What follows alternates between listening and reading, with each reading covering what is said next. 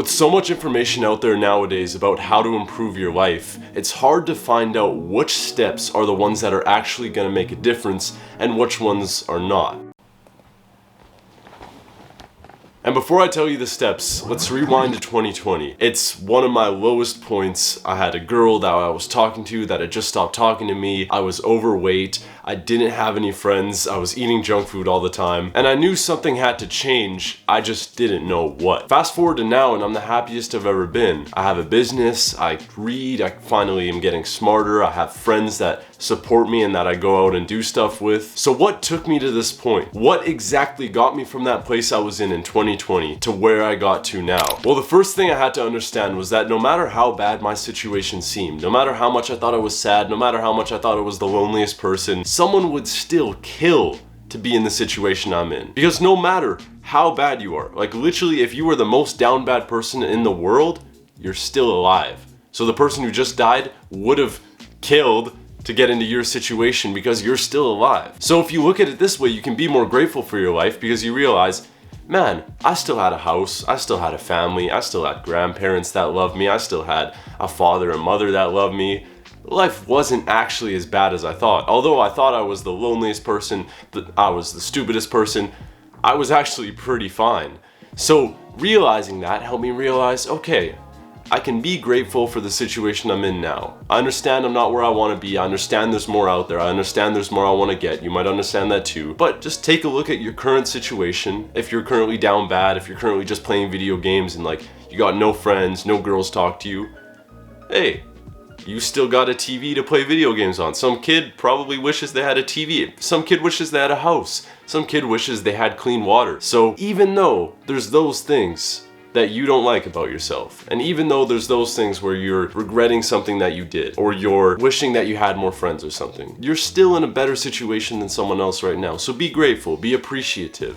It's not to think that you're better than other people, it's just to think, all right, I should be grateful because someone else, if they had this same situation coming from where they were in, would have been so happy to be in this situation. So be grateful that you have it. Next, I had to detox from social media. I used to spend a solid, I'd say like 6 hours to 10 hours a day on social media. And that's not including the time I would spend watching TV. Like I was down bad back then. But I had to detox from social media. First off, because the people I was seeing on there, the only people I would see were either people who were just as sad and lonely as me, which obviously wouldn't lift my mood or make me feel any better, or people who were doing better than me, which just made me feel worse about my situation. So either way, I felt worse. So I realized that seeing people who were more jacked than me living better lives on yachts, more money, whatever, that's not gonna help my life. Most of it's fake anyway, which you might not realize, but like most of it's fake, most of it's rented, it's all stupid anyway. And on the reverse of this, the people who were making the memes on TikTok and stuff talking about I'm so lonely only made me relate more, which made me feel more lonely. It was like, oh, you're lonely, I'm lonely too, how sick, now I feel even more lonely. And it's honestly just kind of a cope for your current situation to see people like that because you're like, oh, okay, at least I'm not the only person who's lonely, but like it's still doesn't make you feel any better, right?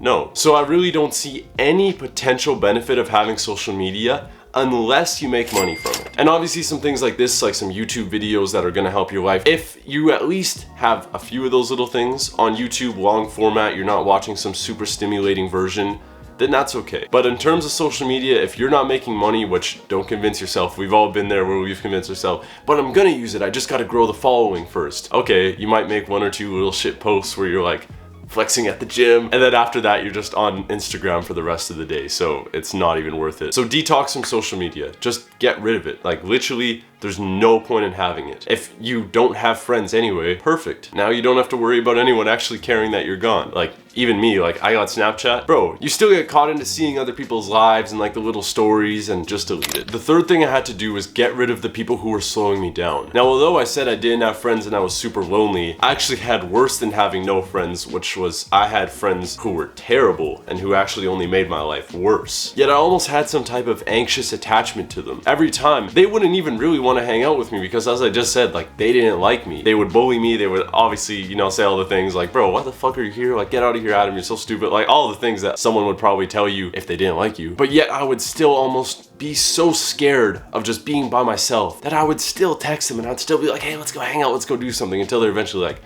fine bro, you can tag along. And then I would go and I would just get bullied, and then I would go home and cry because I'd be like, oh man, I have such like, I don't know why I did this to myself, but I think the main reason is that we think we're gonna be lonely. We think that if we don't text those people, if we don't talk to those people, if we don't go out with those people, then who are we gonna talk to? Who are we gonna go out with? Who are we gonna text? But in reality, it's okay to be alone for a little while. Think about it like this. They're making your life worse. At least if you get rid of them, you might get to baseline. And then from there you can build your way into going up and to building friends who actually help you make your life better. But if they're just making your life worse, why do you continue to text them? Why do you continue to go out with them? Why do you continue to talk to them? You really are the only person who has control. I don't think there's any excuse for having a fake friend, because you're the only person who's going out with them and doing stuff. Like, no one's gonna force you to. The fourth thing I did was find a hobby I was interested in. And at the time it was working out. And this hobby led to me meeting so many good friends, so many good people, and having so many good experiences. And it dramatically changed the way I saw myself. As you might know, for my almost entire life, I was overweight. Maybe not overweight, but I was always chubby. I might have been the right weight, just I was the guy who had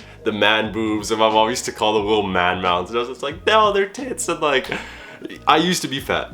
If I were just being real, I had this one photo where I was at a birthday party and I was over the table, and I looked like a solid 200 and something pounds. I was huge. I was really fat. And getting into working out was just like, it made my life so much better to know that I would have been making that kid proud. Because I always wanted to be fit. I always wanted to be jacked. And then I just never wanted to work out. The gyms wouldn't let me go because I was too young, and obviously I could have worked out at home. There really is no excuse not to work out, but back then I didn't know about all that stuff, and like excuses. But just knowing that I used to be fat kept me going in the gym for so long. Even though I wasn't seeing much progress and much results for a few months, I felt such a deep sense of purpose because I loved it so much. But going to the gym gave me something to get up early and go do. For once in my life, I actually had something that I was excited for. I used to get up. I was this lazy kid who hated his life, ate junk food, watched Breaking Bad all day, because that's what I used to do. But even though I would still do all those things, I knew that my first hour in the day, the minute I would wake up, I would go make some protein oatmeal. I would throw in some, bro, good fucking times. I'd eat my protein oatmeal, throw in some eggs probably too. I'd eat a lot of protein, and then I would just head to the gym and I would work out till like 1 p.m. I would work out for a solid 6 hours. I wasn't actually working out, I was on my phone and obviously doing all that. And that just gave me something back then. That gave me some reason to keep wanting to get up early and keep wanting to go to that. And when I wasn't at the gym, I was just sad. I just wanted to go to the gym. But find something that makes you go out and get over your anxiety of talking to people because you just love it that much. And that's when you know, no matter what it is, that you found the right thing and that you should continue to do that thing. The fifth thing I did was undo the programming I had been taught growing up. Now, this isn't me saying the Matrix has programmed you and all that stupid shit. I'm just saying that there has been things that when you were growing up, you've come to believe. And some of those things aren't currently serving your life well. Some of those things are making your life worse. Some of those beliefs, like thinking you have to go out and you have to party to enjoy your young days, aren't doing you any good. So I had to undo that programming. I had to undo thinking that I should have been out there with the people who were partying and doing all that stuff. I had to undo all that, relearn that stuff, the partying, all of that, those people aren't actually having fun. There's no reason to have a fear of missing out. Most of them are not really having a good time, and if you took away the drugs, if you took away the alcohol, if you took away those things, they would just be bored out of their minds because they don't have good social skills, they don't know how to talk to people, so they're really not having a good time anyway. So undoing programmings like that, because you've been taught to believe that when you're 15, 16, 17, just enjoy your life, you should just party.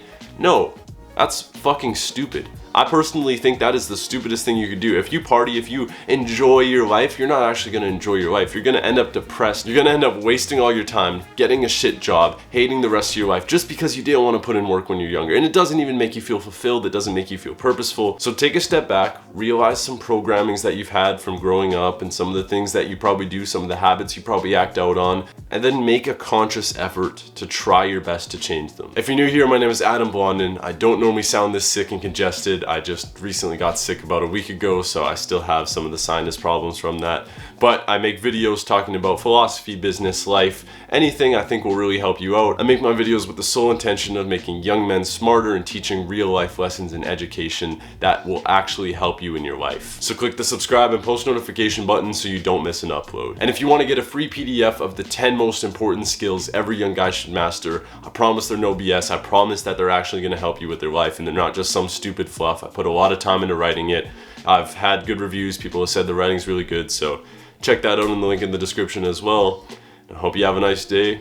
Stay smart. See ya.